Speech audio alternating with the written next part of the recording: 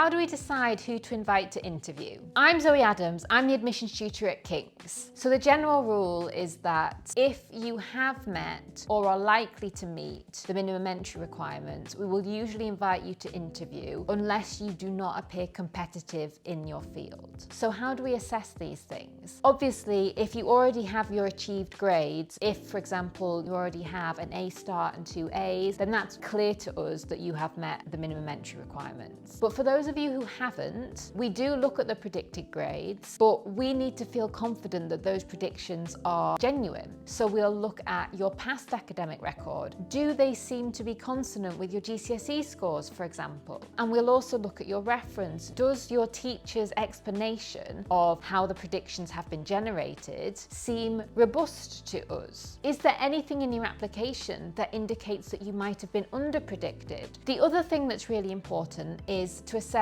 are you going to be competitive? Now, this is because we receive a vast number of applications each year, and there's absolutely no point in us inviting you to interview if, even if you perform amazingly at interview, you still would not be likely to get an offer because there would be stronger candidates. This is a very difficult assessment to make.